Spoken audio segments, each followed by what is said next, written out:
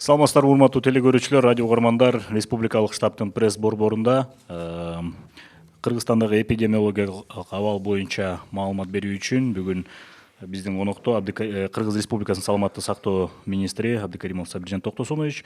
Бүгүнкү биздин түз эфирлерди ЛТР, КТРК, Алато 24, Пирамида, 5 канал, облустук телекомпаниялар жана медиа борборлордон ЛФМ, Биринчи радио, Кыргыз радиосу, Минга ЛФМ, ошондой эле Биринчи радио, социалдык тармактардан ЛТРдин YouTube каналы жана Фейсбуктан Кыргыз өкмөтү, социальное правительство жана Биринчи радионун баракчаларынан көрүп аласыздар. Доброе утро, уважаемые телезрители и радиослушатели. Мы начинаем пресс-конференцию министра здравоохранения Кыргызской Республики Абдыкаримова Сабиржана Токтосуновича. Он расскажет нам об эпидемиологической ситуации в Кыргызстане на данный момент. И прямой эфир можете посмотреть и слушать через телекомпании ЛТР, КТРК, Алато 24, Пирамида, 5 канал, областные медиа-центры и на радиостанциях ЛФМ, Биринчи радио, Кыргыз радиосу, Минка ЛФМ, также на информационное агентство Кабар, также в Фейсбуке на страницах Кыргыз өкмөтү, социальное правительство и Биринчи радио. Сабиржан Токтосунович, анда сөз сизге. Саламатсыздарбы, урматтуу мекендештер. Адаттагы эле бүгүн сиздерди эпидемиологик кырдаал менен тааныштырып өтөйүн дедим. Кечеги бир суткага бүгүнкү күндө жаңы 12 учуру катталды. Ошондо жалпы бүгүнкү күндөгү Кыргыз Республикасындагы ушул COVID-19 козгогучун тапкан жарандардын саны 228ге жетти. Анын ичинен Бишкек шаарында 30, Ысык Көл областында 3, Жалал Абад областында 80, Нарын областында 5, Баткен областында 4, Ош областында 105, Ош шаарында 6, андан кийин бардыгы болуп 128. Анын ичинен кече күнү 23, жалпысынан 23 киши оорудан айыгып чыгарылды. 4 киши мурдагыдай эле өлүмгө дуушар болгон. Бүгүнкү күндө ооруда больницада жаткандардын саны 201.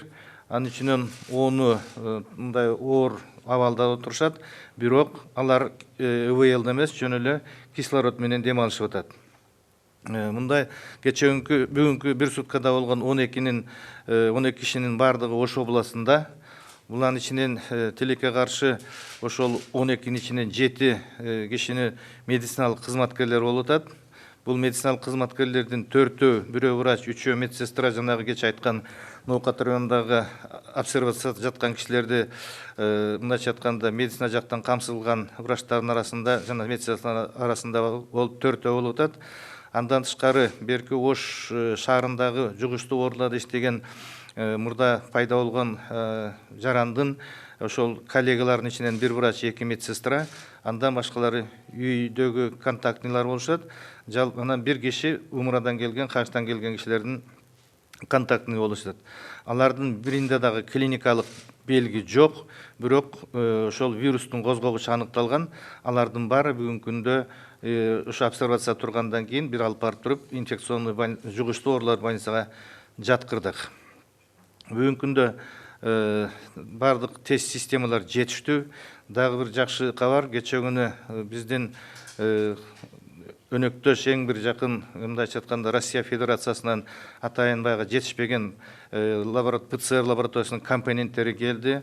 Мен ойлойм, бул эки өлкөнүн жетекчи президенттеринин артында болгон алкагында келген бул ПЦРди учурдан пайдаланып мен биринчи Россия өкмөтүнө, андан кийин ошол жердеги Роспотребнадзордун жетекчиси Попова Ольга Юрьевнага чоң ыраазычылык билдирип кетет элек.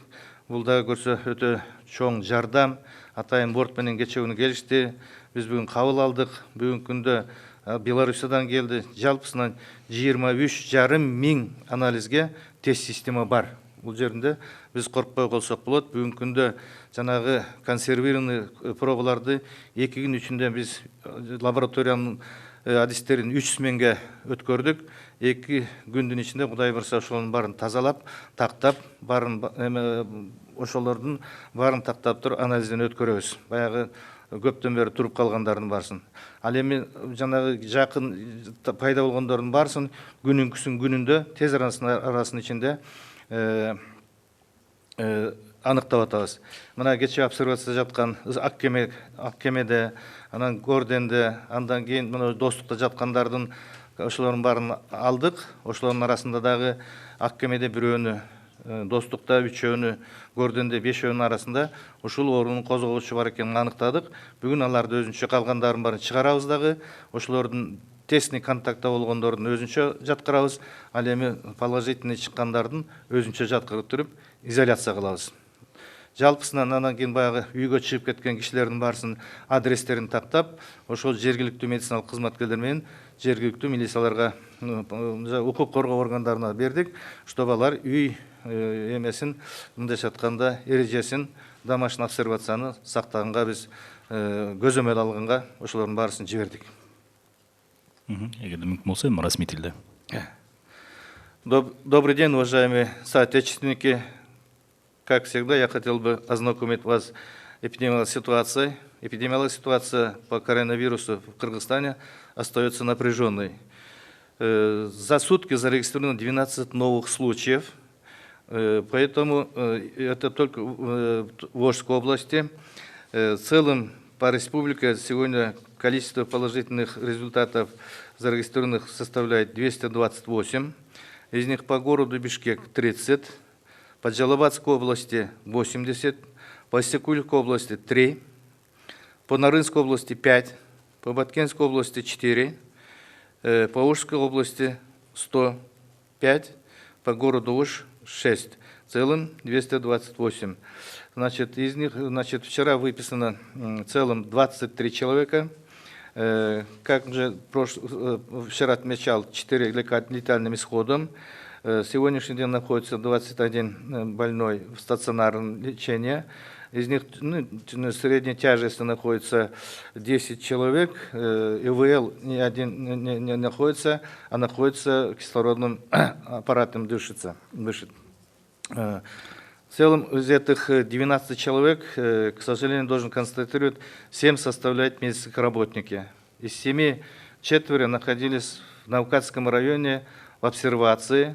Были контакты с вчерашними 42 положительными результатами.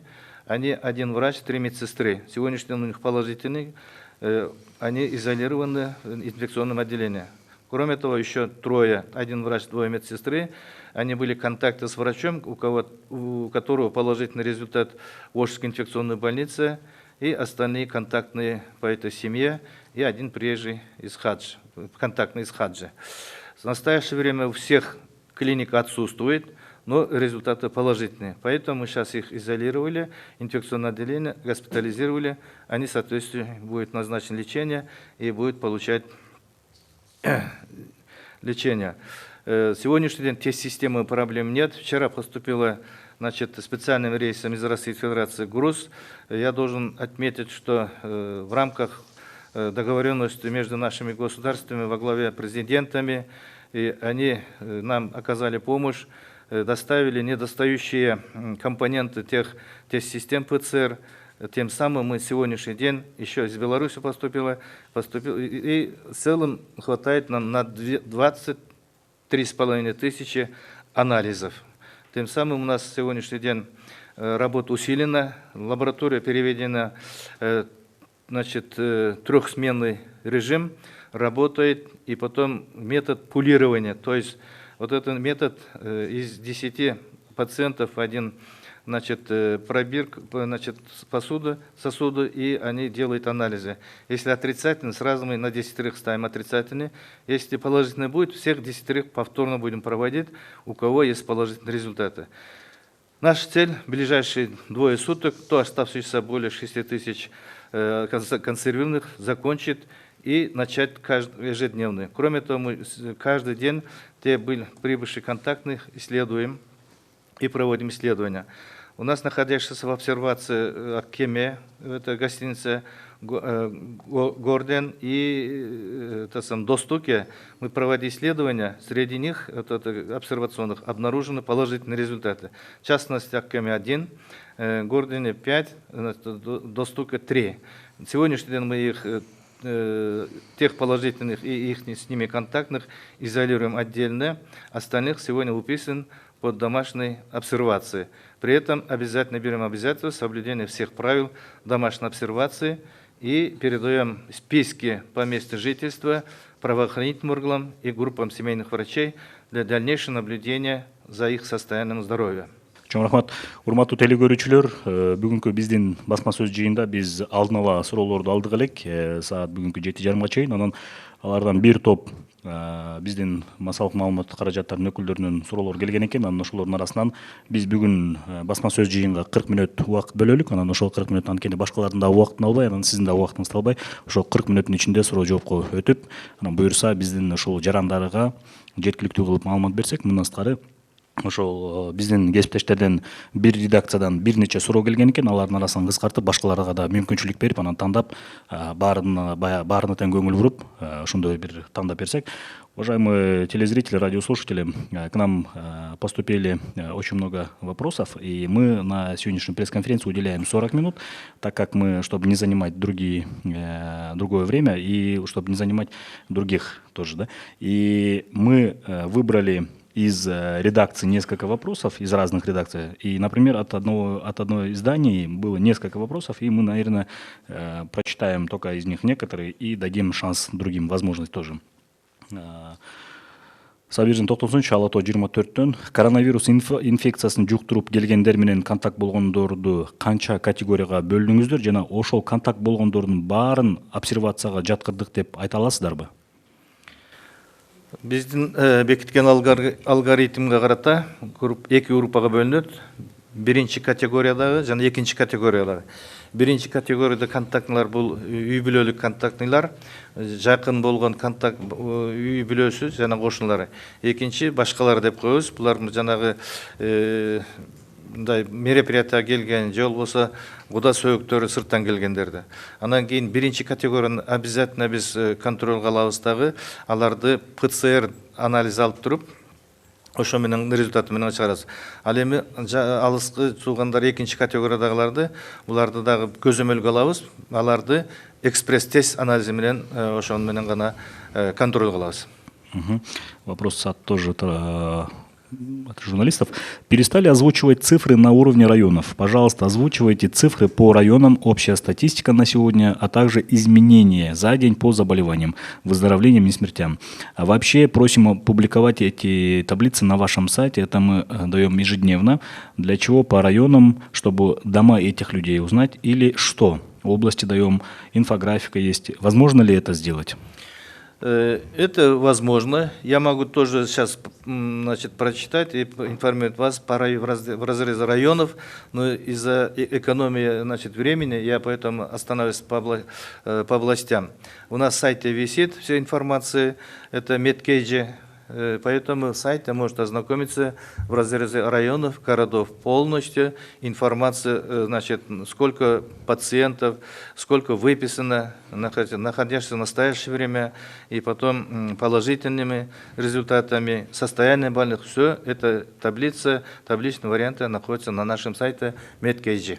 МТРК «Мир» Александра Мучкина. Насколько с точки зрения медицины безопасно отправлять почтальонов разносить пенсию по квартирам и домам? Какие должны быть предприняты меры, чтобы не допустить массового заражения пожилых людей? Почтальоны вполне могут быть теми самыми разносчиками вируса. Риски есть везде. Почтальоны снабжены СИЗ, антисептиками, масками, перчатками, машины дезинфицируют. Работа ведется их руководством Кыргызпочтасы.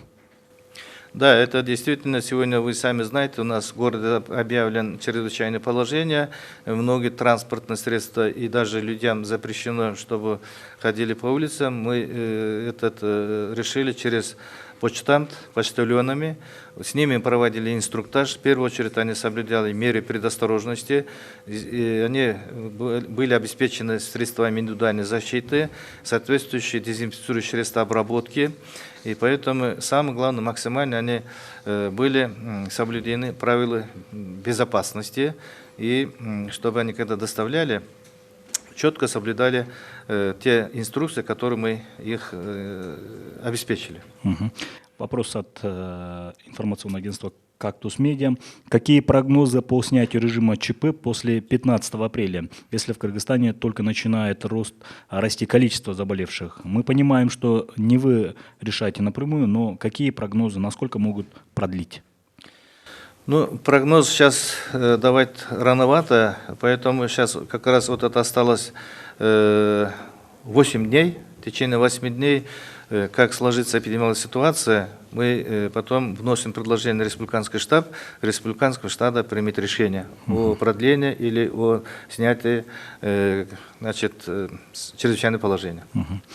Заявлялось, что у некоторых закончился инкубационный период, поэтому в Бишкеке усилили меры. Если люди в обсервациях или в больницах, то чего боятся?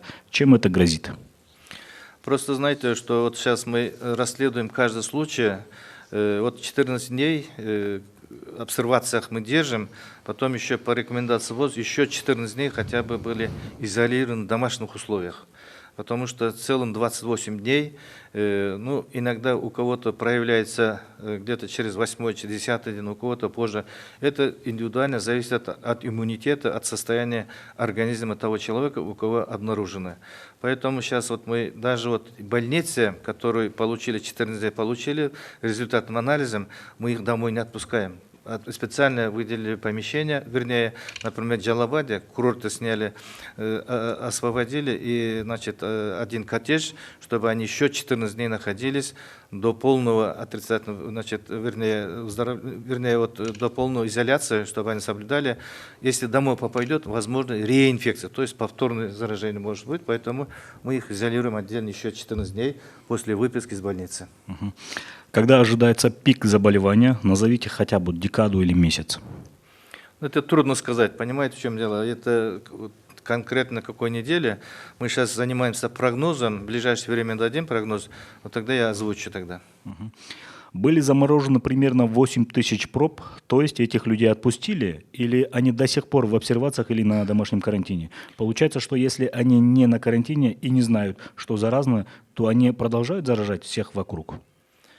Это 8 тысяч законсервированные пробы, отобраны после, когда от 13-16 числа они приехали, мы их взяли, из-за отсутствия нехватки этих систем мы законсервировали. Сейчас, я же говорил в своем выступлении, что мы уже начинаем пулирование и полностью завершаем, не выбрасываем, до конца каждой пробирки будем исследовать образцы.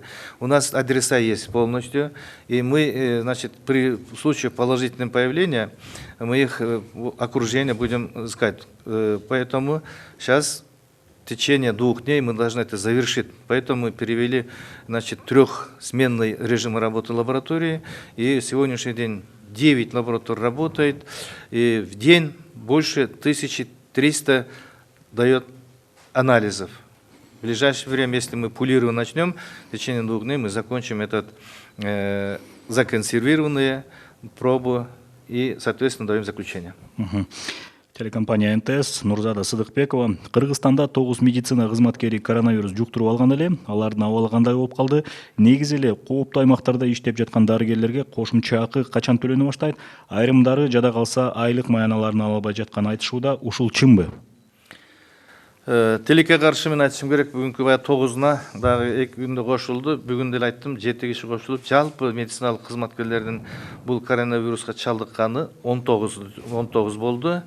Булардын клиникалык симптомдору жок. Мындай айтканда жөн эле, мындайча айтканда козгогушуна табылган. Алардын баары бүгүнкүдө ошол жугуштуу оорулардын бөлүмдөрүнө жайгашып жаткырышты. Антивирустук препараттарды алып атышат.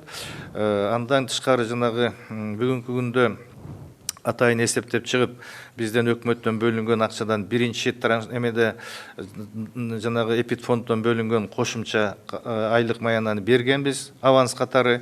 Мына азыр март айындагы беребиз, анан апрель айын эсептеп туруп 132 миллион сом эсептедик.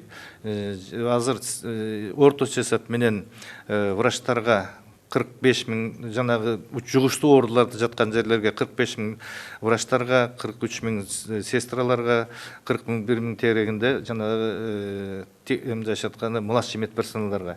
Андан тышкары экинчи группа булар жанагы эпидемиологический бригада деп коет, очокто иштегендер, андан кийин обсервация иштегендер, андан кийин жана СКПда иштегендер. Бүгүнкү күндө баарын эсептеп, бүгүн тилекке каршы банктар, коммерческий банктар иштебейт экен, эртеңден баштап акчаны которо баштайбыз. Ал эми айлык маянаны февраль, март айларын баарын толугу менен алышты. Ал эми кошумча айлыкты болсо бүгүн карап жата, бүгүн эртеңден баштап уже төлөй баштайбыз. Дагы бир суроо, кечээ дагы айрым массалык маалымат каражаттарында да жазып чыгышты эле. Кыргызстанда ушул коронавирусту дарылоо боюнча препараттар түгөнүп баратат. Ошол маалымат канчалыкка дал келет, чындыкка дал келет? Бул кечээ айттым эле, жанагы тастыкталган маалыматтарга таянышып алып ушундай фейковый эмелерди беришип атат да. Бүгүнкү күндө 177ге кише турган запасыбыз бар. Анын үчүн ар бир областтык больницаларда антиретровирусный препараттар бүгүн жетиштүү. Мындан тышкары биз жанагы атайын бөлүнгөн, ковидке бөлүнгөн Всемирный банктын акчасына тендер өткөрүп, мына эртең ачылат. Бул эмеге дары-дармек менен камсыздоо эч убакта коопсуздук болбосо болот. Мындайча айтканда биз булардын баарын дары-дармек жетиштүү. Говорит ТВ агенттигинен, почему не положили на жесткий карантин всех, кто прибыл в страну издавата, из Индии и Пакистана? Почему через 3 дня их отпустили домой на домашний карантин, как в случае в Караколе? Ну да, к сожалению, такое есть. Мы, значит, по приезду мы сразу их встречаем, и сортировка идет, потом ставится экспресс-диагностика. Экспресс-диагностика не каждый раз дает положительные результаты, поэтому мы их с учетом этого отправляли под домашний арест, вернее, домашний это обсервация. Поэтому здесь домашней обсервации мы наблюдаем. Сейчас мы алгоритм поменяли. Всех мы сейчас, значит, обсервации организации, например, вот в гостинице, вернее, и в Гансе специально сделали. Их мы полностью, пока результат не будет выходить, мы домой отпускать не будем. BBC радиосунан Абдай Казиевден суроо. Азия мамлекеттеринин арасынан, кээ бир гана мамлекеттердин арасынан Кыргызстандагы кирет экен. Ушул ооруга кооптолуу жарандарды обсервацияга жаткыруу. Ошол эле мисалы Европа мамлекеттеринде мындай практика колдонулбайт. Бул эмнеден өзгөчөлөнөт? Биздин эрежелер башкабы же болбосо Европаныкы башкачараак болобу? Жок, мындай бирдей бар өлкөлөргө мындай эреже жок. Ар бир өлкө өзүнүн ситуациясынан чыгышат. Мисалы Европада ушундай обсервация болгон үчүн көрүп атасыңар да, бүгүн эпидемиологиялык кырдаал кандай болуп атат. Канчалык өсүп атат, канчалык өлүмгө дуушар болуп атат. Биздин методубуз, мисалы Кытайларда, өз Кытай Республикасын көрдүңөр, кандай каттуу тартип менен обсервацияга жаткырып, чыгарбастан, эч кимди сыртка чыгарбастан обсервация жаткандыгы үчүн булар тез аранын ичинде жеңишке жетишти. Ал эми Европалар болсо чаржай кое беришип, бардыгын көрдүңүздөр, эмне болуп атат азыр. Алардын саны канча болуп атат, өлүмгө дуушар болгон канча болуп атат. Ошондуктан биз ойлойбуз, биздин чалар туура деп. НТС телеканалы Нурзада Сыдыкбекова бир жолу Казакстанда 4 кыргызстандык жарандан жүк ташуучунан айдоочуларынан коронавирус табылган эле. Алардын абалы чет өлкөдө жүрүп инфекция жуктурган жарандардын саны канчага жетти учурда? Бүгүнкү күндө ал бизде Казакстанда жанагы 4 жараныбыз, бул шоферлор, дальнобойщиктер, алардын 3-өө биздин жаран экен, бирөө Россиянын жаран экен, 3-өөнү алып келип жугуштуу оорулар бөлүмүнө жаткырдык. Ал эми россиялык жаранды биздин өлкөнүн ичине киргизген жокпуз. Андан тышкары ошолор менен 4 киши жанында жүргөн контактылар бар экен. Алардын баарын бүгүн обсервацияга ысык атөөнү алып келип жаткырдык.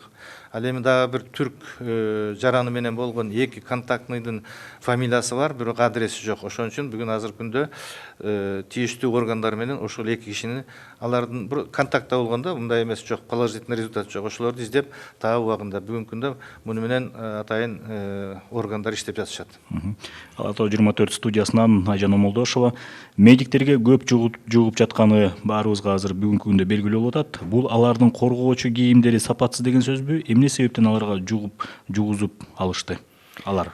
Эми муну биз атайын иликтешибиз керек да, эпидемиологик изилдөө жүргүзүш керек. Булар эмне үчүн ушундай болду? Мындайча айтканда, башка врачтар деле ошондой тийиштүү средства кийимдерди кийишти да. Андан кийин булар может быть анча мынча тиги мындайча айтканда правилаларды нарушать этсе керек, сактабаса керек. Ошондуктан ушул ооруган козгогучуна дуушар болгондо андан кийин мындай баарын эле бирдей ушундай одеждалар баарыбыз да бирдей, баары кийип жүрөт. Андай сапат деген сапатына мындайча айтканда күнөөлөгөн болбойт деп ойлойм. Муну баардыгын атайын иликтеп туруп, анан кийин так айтабыз биз. Как Тусмедина, да, Берсуром. Если ВОЗ и эпидемиологи говорят, что маски должны носить больные и они не спасают от коронавируса, то почему везде требуют носить маски? Маска был, маски это для защиты, значит, чтобы каждый чихающий или кашляющий, чтобы в окружающую среду не выбрасывал различные возбудители, микроорганизмы. И поэтому сейчас рекомендуется маска носить. Маска действительно это в основном рекомендуется носить больным или положительно реагирующим. Поэтому сейчас, чтобы обезопасить себя, каждый гражданин носит маски. Вопрос от 24 КГ. Какую компенсацию будет выплачивать государство медикам, заразившимся коронавирусом? Данный вопрос мы вчера обсуждали у вице-премьер-министра с министром финансов. Сейчас разрабатывается, значит, положение, и мы думаем определять сумму комиссия. Комиссия будет определять сумму разовой компенсации, и в случае смерти это другая компенсация будет. Поэтому сейчас часть депутатов, которые инициировали законопроект о статусе врачей в чрезвычайных ситуациях, там четко будет определено размер, порядок и какая сумма будет. Это будет на уровне, они сразу готовы принять в 3 чтениях. Сейчас мы, врачи и эксперты, обсуждают данный вопрос. В ближайшее время вносим на рассмотрение Жогорку Кеңеш. Сейчас они инициировали, значит, спикеру и правительству. Сейчас совместно с депутатом работаем. Это будет как раз нужный, кстати, закон о статусе врача в чрезвычайных ситуациях. У нас до этого не было, было только у военнослужащих. Просто был в законе о статусе врача, статья 14, был отсылочный. Поэтому сейчас мы в рамках этого закона статуса врача более подробно описываем статус врача в чрезвычайных ситуациях и страховки. Кошумча эле ушундай эле сушуга толуктоо суроо экен Азаттыктан Бакыт Асанов. Ошол эле тез жардам кызматтарына, дагы башка медицина кызматкерлерине, ошол эле поликлиникада иштегендерге акы төлөнөбү же төлөнбөйбү? Ошону көп суроолор бизге да келип түшүп атат дейт. Айлык акылар иштебей калгандар үчүн мисалы бар штаттын режимде төлөнүшөт, иштебесе дагы бүгүнкү күндө ошондой чечим калган. Ал эми кошумча акылар мындайча айтканда ким ошол очокто же болбосо ошол оорулар менен контактта болгон кишилердин списогун жетекчилер беришет, ошолорго ана кошумча айлык берилет. Вопрос еще раз от 24 КГ. Сейчас все чаще предлагают приобрести противовирусные препараты, а также препараты для поднятия иммунитета как защиту от коронавируса. Насколько они эффективны? Также встречаются объявления предложения приобрести тест-систему для определения коронавируса. Это пустышка? Я думаю, да. Это пустышка. Это не каждому доступно. Это, значит, тест-системы от ПЦР и других. А вот лекарства я рекомендовал бы и просил бы всех на, значит, уговор или на разговор с этой фармкомпанией не идти, только получать зарегистрированные в нашей стране и разрешенные лекарства, которые будут, значит, вывешены в этом сайте Департамента лекарственного обеспечения, а то многие под этой эгидой просят, предлагают различные лекарства. Непроверенные лучше не употребляйте и не приобретайте. Как решается вопрос поставки лекарств для тех, у кого редкие заболевания? Да, данный вопрос мы на днях обсуждали представителям ВОЗа в Кыргызстане. Значит, это тяжелые больные, например, эпилептические и другие, у которых заканчивается лекарство. Мне выходили из, значит, хоспис детский, она тоже мне вопрос поставила. Мы сейчас вели разговор, мы собираем списки этих лиц, а также перечень лекарств, которые мы сейчас стараемся, чтобы их через международную организацию ООН, это ЮНИСЕФ, через них решаем. Еще в Российской Федерации одна есть компания, акционерное общество, они тоже, значит, мы с ним будем держать связь, через них постараемся решить данный вопрос. Какое количество анализов, находящихся в консервации, были взяты в Таласской области? Нет, в Таласской области еще случаев нет, но просто пока единственная область, в которой нет положительных результатов. Оттуда мы не брали, просто вот, некоторые были контактные, у них брали, сразу мы ставим. На консервацию мы не ставили. Политклиника медиадан суроо. Социалдык тармактарда жогорку кеңештин 3 депутатынын коронавирус аныкталганы тууралуу маалымат тарады. Ушул чынбы? Жок, андай жок. Эч кандай жогорку кеңештин депутаттарынын арасында мындай козгогуч аныкталган жок. Мындай бизде маалымат жок. Азаттык радиосунан дагы бир суроо. Сиздер муфтият, Тышкы иштер министрлиги жана Дин комиссиясы менен чогуу тактай алдыңыздарбы? Пакистан жана Индияда канча киши дааватта жүрөт ушул күндөрү? Алар келсе кандай шартта кармалат? Алардын санын такташ өтө кыйын экен. Пока азыр муфтият менен иштеп атабыз. Алар менен бергенден кийин кандай киши болсо дагы биз алар келери менен обязательно обсервацияга жаткырабыз. Самолеттон келсе да башка эле менен обсервациядан жаткырып, баягы суроогун кармап, анан анализ отрицательный болсо ошондо гана чыгарабыз. Каза болгон адам Суперкежим порталынан суроо. Каза болгон адамдардын бири инфарктка кабылды деп айтылды эле. Вирус тууралуу коомчулукта дүрбөлөң болуп жаткандыктан ооруга чалдыккан адам оорусун укканда оор кабыл алышы мүмкүн. Алар менен психологдор да иштеши керек эмеспи? Андай бар, мисалы көптөр мисалы азыр психологдор иштеши керек, себеби ар бир киши эле өзүндө козгогуч бар экенин билгенде чындыгында өтө кооптуу болот. Өзүнүн семьясында дагы, айлана чөйрөсүндө дагы аларга кишилер келбестен, мындайча айтканда сүйлөшпөстөн дискриминация болуп калышы мүмкүн. Ошондуктан мисалы жанагы кайтыш болгондордун бирөөсү гана 44 жашта, башкасы 69, 71, 80 жаштагы кишилер болуп атат да. Алардын хронический сопутствующий оорулар болгондуктан ушундай ооруга душар болуп, өлүмгө душар болуп калышты. Ал эми булардын болсо, мындайча айтканда психологдор менен биз азыр ушулар менен ар бири менен мындайча айтканда жумуш алып барышыбыз керек. Ушуга окшош дагы бир суроо экен. Вы занимаетесь параллельно реформами здравоохранения, в частности психическое здоровье, так как в последнее время наблюдается такое редкое явление, как психические заболевания? В настоящее время мы все силы средства брошены на борьбу с коронавирусом. Мы, наверное, когда все утрясется, все успокоится, потом мы займемся. Но, значит, соответствующие органы, вернее, республиканское учреждение, они будут заниматься, сейчас мы поручили, они готовятся, разрабатывают концепции. Урматтуу радио угармандар, телекөрүүчүлөр жана биздин кесиптештер, биздин басма сөз жыйынынын бүткөнүнө дагы 7 мүнөт калды. Анан акыркы суроолорго бергенге үлгүрөлүк. Суперкежиден суроо. Өкмөт Кытайдан коронавирус боюнча медициналык эксперттерди жөнөтүүнү өтүндү эле. Буга кандай жооп болду? Мындай өтүнүштү мен билбейт экенмин, андайдын ошондуктан мен кандай жооп экенин айта албайм. Тактап туруп анан беребиз. Тактап туруп анан беребиз. Спутник Кыргызстандан суроо. Достаточно ли у нас ПЦР-тестов на текущий момент? Сколько нам еще нужно, по вашим прогнозам, поставить такие тесты? Откуда их могут завести? В настоящее время у нас достаточно. На сегодняшний день у нас тест-системы хватает на 23,5 тысячи анализов. Мы еще на этой неделе ожидаем поступления 35 тысяч тест-систем из Турции, на 350 тысяч долларов, оплаченные Исламским банком развития. Турция доставляет нам 35 тысяч тест-систем. То есть пока хватает нам.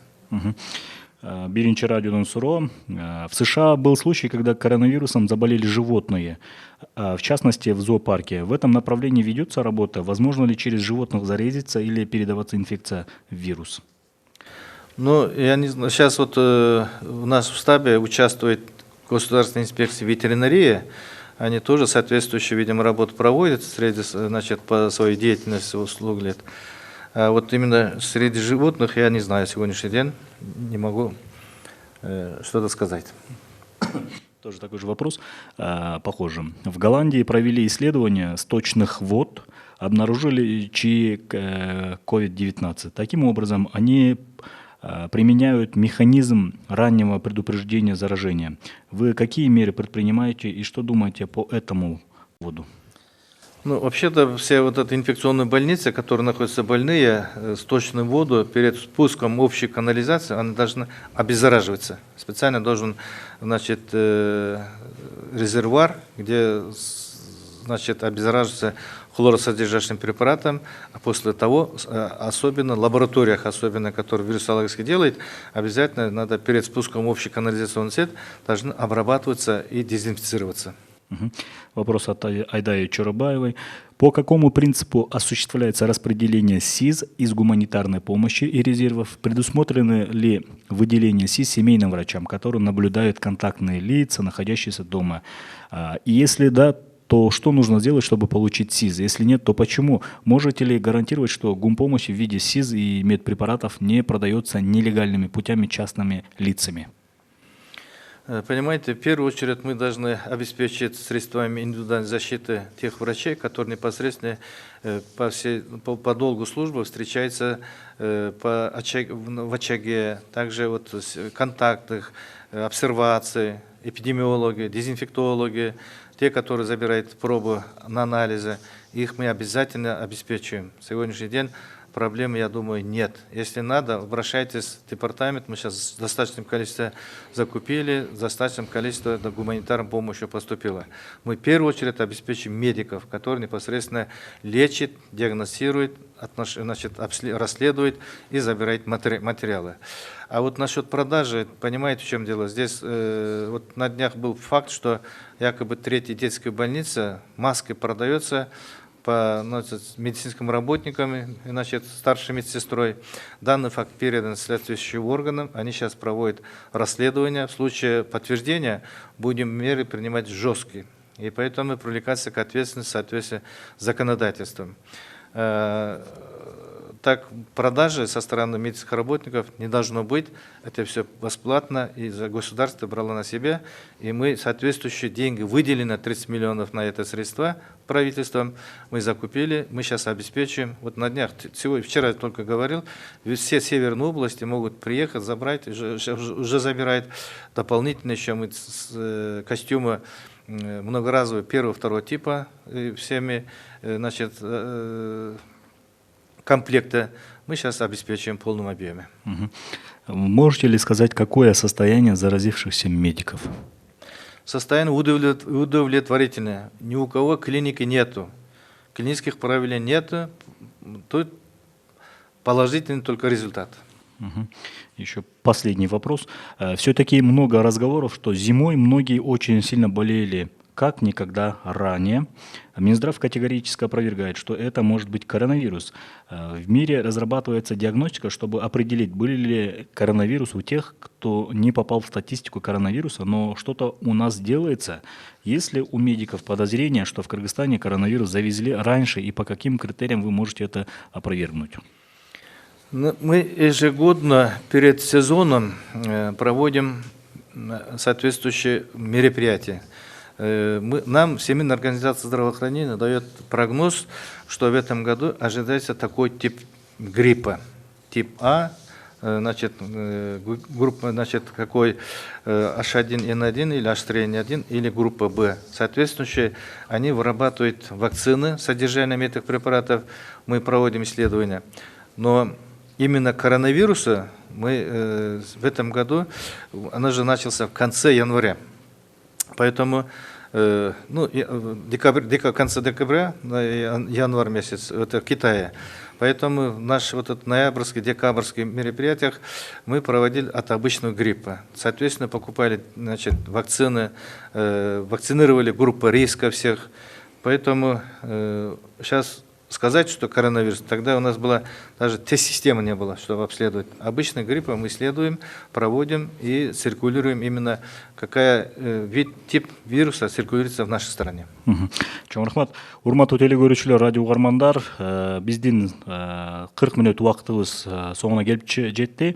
Эгерде уруксат берсеңиздер, ушул менен биз жыйынтыктасак, кийинки суроолорго дагы, келип түшкөн кээ бир суроолорго биз дагы ушул Саламаттык сактоо министрлигинин басма сөз кызматы аркылуу дагы биз жооп даярдатып, аларды ушул министрликтин сайтына, анан республикалык штабтын дагы расмий баракчаларына, телеграм каналына да жүктөп, ошолорго дагы жооп берелик. Бүгүн биздин пресс борбордо Кыргыз Республикасынын Саламаттык сактоо министри Абдикаримов Сабиржан Токтосунович болду. Кыргызстандагы эпидемиологиялык кырдаал боюнча маалымат берип, жана сиздерди кызыктырган суроолорго дагы жооп берди. Сиздер бизди түз эфирден, түз ободон ЛТР, Алато 24, КТРК, Пирамида 5 канал, облустук медиа борборлордон ЛФМ 1 радио, Кыргыз радиосу, Минкай ЛФМ, мындан сырткары Фейсбуктан Кыргыз өкмөтү, социальное правительство 1 радио жана ютубтан ЛТРдин каналы аркылуу көрүп уга алдыңыздар. Чоң рахмат.